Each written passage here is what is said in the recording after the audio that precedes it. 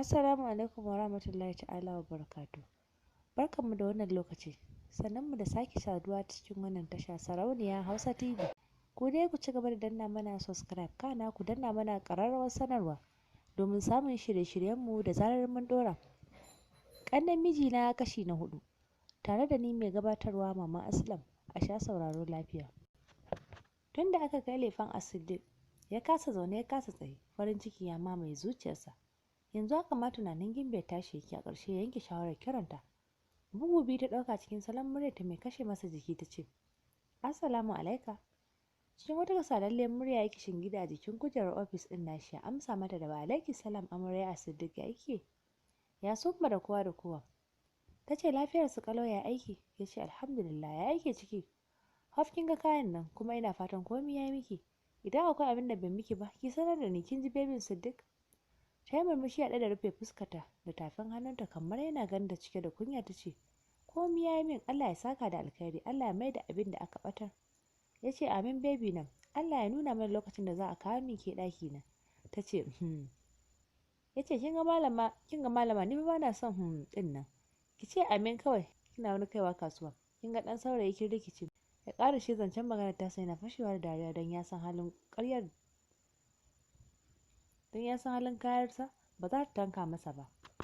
Ta yi murmushi ta ce to malam na daina cewa tun da ba ka so. Ya ce oh my dear. Ya ce me zan samu ne, yana mai shafa cikinsa. Ta ce na me fa?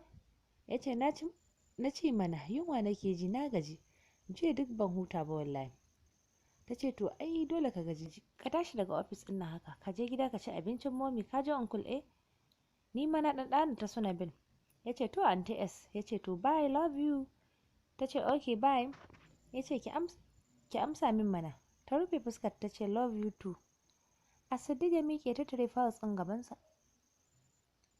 Ya kullo ofis ɗin ya fito yana kwala sakatare ɗin shi kira ya ce mishi, ni na tashi, duk wanda ya zo ka ce na tashi. Ya shiga ofis ɗin Abdullahi ya ce a ci da man. Ya me labari ne? Ya ce normal mutumina, wai kana nufin har ka tashi? Ya ce wallahi yunwa nake ji, kuma ka san in ba girkin sweet moda na ci ba na ganewa, ya faɗa yana ficewa.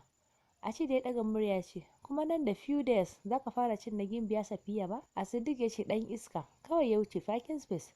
Ya bude motar shi fara ƙirar Ferrari. Kai tsaye gida ya wuce, bai samu kowa a falo ba, ya kwala wasu a kira. Ta amsa ya ce haɗa min abinci, yunwa nake ji. Bayan ta kawo mishi abinci ya ce ina momi? Ta ce sun tafi da su Jalila. Faruk ne ya shigo falon ya ce bros ka shigo kenan? Ya ce wallahi cikina ne ya kira Ciroma.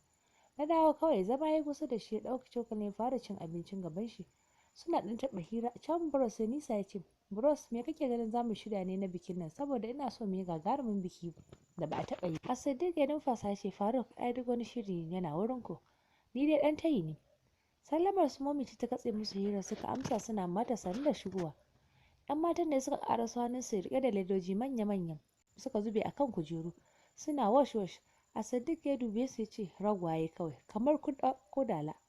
Afifa ce ta yi magana cike da shagwaba ta ce wallahi yaya mun gaji. Ya ce to sannun ku yan matan momi, suka amsa da yawa. Faruk ne ya jawo dogon tsaki ya ce rufe mana baki malama ko da maki. Suka yi masa shiru saboda sanin halinsa. Momi ce ta kira sa ta zo ta kwashe kayan nan ta kai su sama. Ta ce momi sannan ku da shigowa, ya hanya? Ta ce lafiya lau. Ta kwashi kayan ta yi sama. As-Siddiq ya ce momi na kin gaji ne, na ji kin yi shiru. Ta ce wallahi kuwa, to ya zami, abu yana ta matsowa, ai ban ga ta zama ba, tunda shirin aurar da kai nake yi. Murmushi kawai sun koyar da kai. Momi ce ta numfasa ta ce amma fa duk da haka kar ka manta da sharaɗi na. Gabansa ne yake faɗi cikin zuciyarsa ya ce dama momi bata bar wannan maganar ba, wannan fa shine ga ƙoshi ga kwanan yunwa. Biki ya rage saura sati ɗaya, shirye-shirye sun yi nisa. Safiya ce zaune kusa da umminsu, tana mata nasiha da shawarwari yadda za ta zauna da mijinta lafiya. Ƙannen mijinta kuka ta sa wa ummin nata, musamman da ta tuna da ƙannen mijin nata. Ummi dai ta yi mata nasiha mai ratsa zuciya. Safiya ki yi haƙuri, rayuwar aure kin ji, shi aure da kike gani ba komai wanda cikin sa face haƙuri. Haka dai ta yi wa diyar tata. A ɓangaren angwaye ko shirye-shirye nisa, sun tsara za su gudanar da kamu da dina sai walimar ɗaurin aure. Ita dai Safiya ba ta da ta cewa, duk yadda As-Siddiq ya faɗa mata binsa take da to, domin jikinta ya gama yin sanyi. A ɓangaren Safiya kuwa yayanta ya yi rawar gani don ya yi mata kayan ɗaki na alfarma, Baffa ma ya mata nasa. Gaskiya iyayen Safiya sun mata kaya na fitar kyau. Yau ne aka fara rabon aibu, amma yayar Rukayya ta hana Safiya zuwa saboda ta kai ta gurin Hajiya Anti mai gyaran jiki. A gidan su a Siddiq ma shiri ake ba na wasa ba. Dadi ya daɗa gyara gidan, ya canja wa momi kayan ɗaki. Da ma'aikatan gidan sun san za a yi bikin ɗan gata, domin dadi sai da ya musu kayan biki su ma. A Siddiq ne ya je gidan yayarsa Hannatu don ci gaba da shirye-shirye. Wasu kaya ta ɗauko masu tsananin kyau da tsada. Ango, ga waɗannan kayan kawai Safiya ta sa ranar dina, kai ma ka saka kalar su. An gama yayata da girman kujerarki. Dariya ya bata, yaushe za su zo kafi? Ta ce jibi ne. To ba damuwa, zan yi ƙoƙari in zo da wuri don a tare su. To yaya? Sallama ya mata ya tafi gidan Safiya, tun da ya hango ta ya ji wani irin so da ƙaunarta cikin zuciyarsa. Sallama ta yi masa bai iya amsawa ba, ya ja hannunta suka koma cikin mota. Baby, kin ganki kuwa? Kina jin kamshi da yake tashi? Kin ji wani irin kamshi da yake tashi kuwa? Shiru ta masa saboda ta tsorata da yanayin As-Siddiq yau. Ta fuskanci fitina yake ji. Baby please ka bari, bana so. Kwaikwayar ta ya ɗanyi da salon muryarta. Ni ina so. Baby ki bar ni in sha kamshin ki. Rungumo ta ya jikinsa a take ya sauke wata nannayar ajiyar zuciya. Ita kuwa Safiya jikinta ne ya haura a hankali ta zame jikinta. Baby gudu na kike ko? Ba damuwa, ai saura ƙirs. Tafin hannunta ta sa ta rufe fuskarta. Ga kayan dina in ji yaya. Na gode uncle, ai min godiya. Sannu, ni zan miki godiyar ma. Bari in kira ta dai ki mata da bakinki. A'a ba zan iya ba. Ai ko sai ki. Don Allah ka bari, wallahi kunya nake ji. Shikenan zan bari, amma sai kin mai alƙawarin abu ɗaya. Na yarda.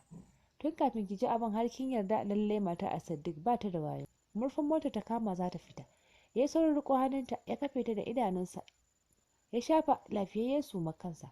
Sweet baby ki haƙuri, ba zan kuma ba. Kunnuwansa ya kama, murmushi ta bata ce komai ba. Oya share hawayenki, amarya ba ta kuka, ko kina so ummi ta ga kin yi kuka? Kai ta girgiza masa. Ta share fuskarta, ta yi masa sallama ta shiga gida. Ya daɗe bai tafi ba, yana mai da numfashi. Daga baya ya ja motarsa ya tafi. Tun daga wani rana Safiya ta ƙi yarda su haɗu da Asid. Faruk ya turo ya kai su ƙunshi da salon. Antina barka da fitowa, ya shirye-shirye. Yau sannu Faruk, na gode ma Allah. Ya momi? Tana gaida surukarta. Murmushi ta ya ja su suka tafi. Tunda suka tafi yake tsokanar Najiba. Gidan Safiya ya fara cika da 'yan biki, musamman 'yan uwan babba da suke a Katsina. Su yayar Rukayya ne suka tafi kafi ita da yannin umminsu. Sun yaba da gidan Safiya sosai. Katon gida mai dauke da fat biyu. Suna cikin jeran ne su Afifa suka shigo suna yatsune fuska. Kanwa Ummi ce ta kalle su. Ku kuma fa? 'Ya'yan albarka Farhana ce ta bata amsa. Kannan mijinta. Tirka shi, mu je zuwa. Gaba ɗayansu suka yi sororo. Rukayya ce ta dube su ta ce to sannunku. A ciki suka amsa da yawa, suka ja guri suka zauna suna kallon yadda suke gudanar da jeran nasu. Afifa ta dubi Haji in su ce da suka zo daga Kaduna. 'Yar ƙanwar Dadi ta ce to don Allah Haji dubi gida har gida, amma ba wasu kayan a zo a gani. Farhana ce ta yi carab ta ce ni ma dai abin da na gani kenan. Duk yadda ya Asiddiq ya gama kashe kuɗinsa a kan gidan nan, amma ba furnitures ɗin kirki. Ta ƙarasa zancen da yatsa na fuska. Rukayya ce ta yunguro ta miƙe da ƙyar da niyyar yi musu magana, da hanzari Anta Asma'u ta dakatar da ita. Suka ci gaba da aikin gabansu, kowa cikinsu na mamakin hali irin na ƙannen mijin Safiya, kowa da abin da yake sakawa a ransa. Sallamar wata mace ce doguwa faratas ya katse musu zancen zucin da kowanne yake yi. A ransu fuska ta ɗauke da murmushi. Da ka ganta ka san yayar 'yan matan da ke zaune ce, saboda kamar da su bayanta kuma 'yan aiki ne, hannunsu riƙe da kuloli da tire wanda aka haɗe shi da roll paper. Sannan kuma ga yara maza su kuma sun ɗauko kwalin ruwa da lemu. Ta yi magana cikin ba da izini. Ta ce ku ajiye anan, suka ajiye suka fice. Ta faɗaɗa murmushinta tana mai ƙarasuwa cikin falon. Ta ce sannunku da aiki, suka amsa da yawwa. Nan suka gaggaisa, ta gabatar musu da kanta a matsayinta na yayar angon. Rukayya ma ta gabatar mata da kanta da kuma Anta Asma'u da Anti Zahariya a matsayin ƙannan umminsu, sai kuma Gwaggo Saude ƙanwar babbansu da kuma Yakumba Bilki a matsayin matar wan baffa su wanda suke matar wan baffan su wanda suke kira da baffa babba. Ya Hannat ce ta ɗago ta dubi Farhana da ta ce ku dama kuna nan ne? suka amsa da nan suka shiga gaishe ta. Hajar ce ta ce, ya Hanna, ina su Nabil? Ta ce suna gidan momi Hajar. Ta ce ai jiya da muka yi waya da momi ta ce min kun iso. Hajar ta ce wallahi amma ni da ya Bilal muka zo. Mami sai zuwa yau za ta ƙaraso. Ta ce to Allah ya kawo ta lafiya. Gaba ɗaya fadan suka amsa da amin. Nan sa ta Zariya suka zuba abinci suka ci suka yi sallah suka ci gaba da aikinsu. Nan ya Hannatu ta yi musu sallama ta dubi 'yan matan ta ce ku taso Malam Sule yana jiran mu. Na ce masa zai kai mu kunshi kan lokaci ya ƙure. Suka yi sallama suka fice suka shiga gida. Hannatu ce ta ce momi kin ga ɗakin amarya ko masha Allah sun yi ƙoƙari. Momi bata ce komai ba sai baki da ta tafi. Farfajiyar gidan Rukayya ce cike da 'yan matan da manyan dangin amarya da na ango. Gefe kuma DJ Break ya saki waƙar shimfiɗar fuska. Bayan dangin ango sun kama amarya, ƙawayenta ne suka ci gaba da cashi. Can sai na hango talent writers sun shigo filin rawar da kuma 'yan nasiba ga fans suna cewa mu ma ba za a bar mu a baya ba. Washe gari ta kama ranar dina tun misalin karfe 4 Safiya suka tafi wurin make-up da ke Rubaɗa Road. A ci da ne ya sauke su ya leƙa shagon ya ce anti Fati ga amaryan mu nan ki mata make-up da za mu kasa gane ta. Make-up artist ɗin ce ta ɗago ta ce ba ka da damuwa sa, da yake kanwace wurin wani abokinsu. Nan su Safiya suka gaisa da anti Fati. Ta fara aikinta wajen kalkale fuskar Safiya da cancaɗa mata ado na ban mamaki. Nan da nan sai ga dama abinka da mai kyau. Wayarta da ke hannunta ƙawarta wato Sadiya Smart ce ta fara ƙara. Ta taso ta miƙa wa Safiya tana duba ta gaba kowa bane illa angon nata. A ran da ta ce to meye kuma dan rigima. Ta kara wayar a kunnenta tana mai yi masa sallama. Ya amsa ya ce an kusa gama. Ta ce ya ce ina fatan baki manta da kayan da na kawo miki ba na wurin ya Hannatu ba ko? Ta ce ban manta ba. Ya ce to sai mun ƙaraso. Cikin ƙanin lokaci aka gama komai sai ga amarya cikin wani tsadaddan lace light purple da adon silver wanda ya sha ɗinki riga da skirt irin na amare. Rigar ta kama mata jiki haka ma skirt ɗin sai kuma dark purple a shoke da mayafinsa. Wayanta da kunnenta kuma ɗauke suke da silver sarƙa da yadi ga kuma roro da zobbuna tamkar diamond. Ta fito kamar ba Safiyan ummi ba. Nan Sadiya Asma ta dinga zuzuta kyan da ƙawarta ta tafi. Nan ba ta fara ɗaukan ta a hoto a wayar da tana cewa wow ƙawata. Rinkin ɗin wayar Safiya ne ya katse su. Ta ɗaga ta ce to ga mu nan fitowa. Suka sallama da antifati. Dama can angwaye sun riga sun biya ta kuɗinta. Fitowa suka yi tun daga nesa. A Sadiq ya kafe ta da mayatattun idanunsa masu bata kunya da tsoro wani zubin. Masha Allah ya ce a ransa. Ya ƙaraso yana mai buɗe mata gidan baya. Sanye yake cikin wata dakakkiyar gizna. Ita ba fara ba ita ba silba ba amma ta fi kama da silba. Kansa sanye da silba hula zanna bukar tsintsiyar hannunsa tsaro take da silba agogo kirar Rolex watch sai kuma dangwaleliyar azurfarsa da ta ƙara wani ƙyalli na musamman. Suka haɗa ido lokacin da take zama. Ya bi ta da wani sirritaccen kallo. Ta sunkuyar da kai. Ya shigo ya kullo musu ƙofar. Sadiya ce ta shiga gaba. Abdullahi ya ja motar su ma sun yi kamar saurayi da budurwa. Angon ne ya ɗago ya dube ta yana ƙasa da murya ya ce kin yi kyau baby. Ta yi murmushi ta ce kai ma haka. Ya ce bari in ɗan matso ko na fi jin ƙamshin jikin nan da kike zubawa. Ya faɗa yana ƙoƙarin ƙwaƙubowa jikinta. Ta yi ƙasa da muryarta tare da maraicewa ta ce to Allah ka bari bana so.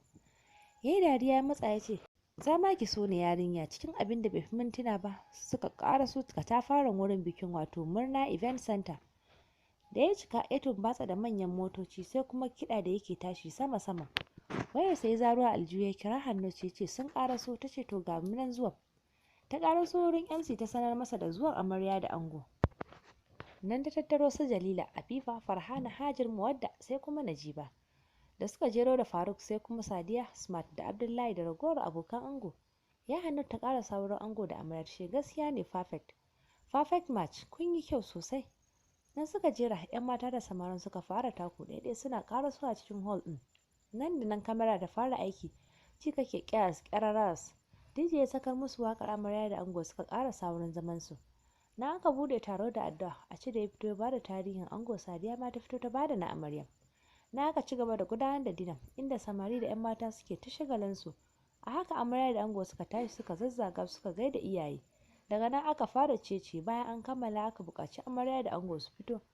nan momi da ƙawayenta suka fito suka yi musu liƙi. Haka ma aka buƙaci dangin amarya, nan fa su ya Ruƙayya, Najiba, Zainab da ya Almustafa da sauran family ɗin suka fito su ma suka yi liƙi. Aka umarci kowa ya koma ya zauna, za a yanka kek. Nan MC ya shiga kiran Najiba da Faruk da su zo su taya yayyensu yanka kek. Suka fito suka yanka kek ɗin, ya ciyar da ita ma ta basu a baki, ta sa masa a baki, tana mai ɗan sunkuya gwanin ban sha'awa. Na aka shiga ɗaukan hotuna. Duk wannan shagalin da ake, Muwadda na gefe tana bakin cikin wannan aure, sai bin Safiya take da harare. A haka dai taro ya tashi, kowa ya watse. Amarya da ango ne tafi cikin mota, yana ta tsokanarta. Ta yi masa shiru, ya ce ya dai? Ta ce ba komai, kawai dai na gaji ne. Ya ce da kuma yunwa ba? Nan suka biya ta wani wurin suya, ya ce a ci da ya siyo musu gasassun kaji da drinks. Kawai da ya ce in ba wuri malam. A Sadiq ya murmushi, ya janyo Sofi jikinsa yana mata raɗa a kunne. Naga ta rufe fuskarta tana janye jikinta. Ya ce a wurowa zaki min? Ta masa shiru. Ya ce ba komi, gobe kya ba I right? Shigowar sa a ci da ce ta katse su, nan suka wuce suka sauke su. To a nan za mu tsaya, sai ku biyo mu a cikin shiri na gaba.